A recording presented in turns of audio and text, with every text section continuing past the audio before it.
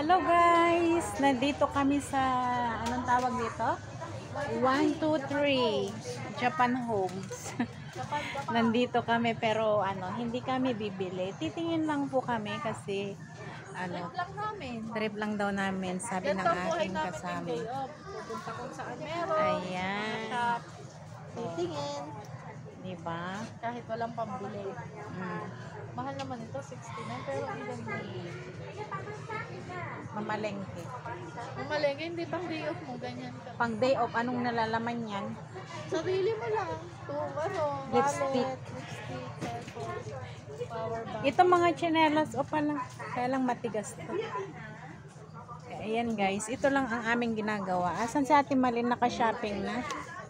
Mga bags, ayan, shoes. Puro bag na lang naman. Shoes, wala palang shoes dito, sleeper.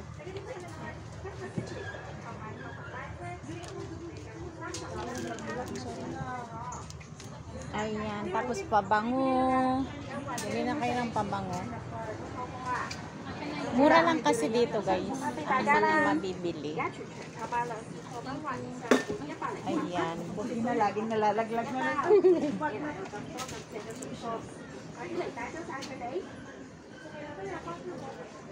Diba? Ang daming mabili, kaya lang kulang lang ang pambili. Ayan. Shout out sa inyo mga namimili. Namimili, titingin lang po. Titingin lang daw po. Ate, yan o, tsinelas. Ganyan ang tsinelas ko, malaki. Oh. Ito. Ang, Ganyan, sa ang bahay. hirap namang ilakad yan. Oo, nahihirapan ako. Wala akong, pero magaan siya.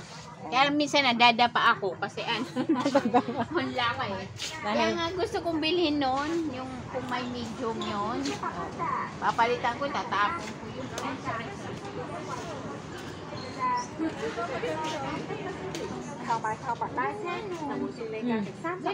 Nandyan na naman sila sa luggage dahil uuwi daw sila.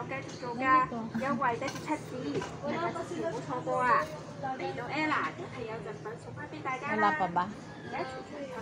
Yung pag gusto mong magkape, ganon?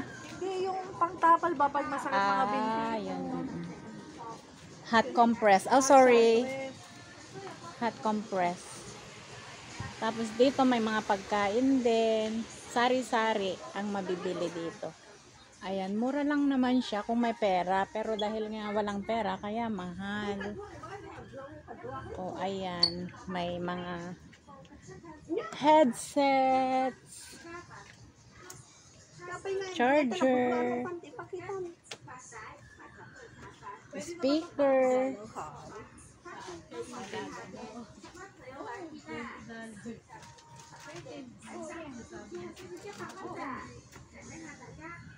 Pwede na yan, tuwang-tuwa na siya. Birthday ka last year, ganito yung regalo mo sa kanya. Excuse me. Lumabas na ang mga walang ibibili. Ay, sorry. Anong bibilin mo ito? Oo, sana. Cute, oh, ang cute. Pang regalo kay Edie. Kailan ba birthday niya? Sa November. Matagal pa. November pa pala eh. Labas na ako? Ay, ano to?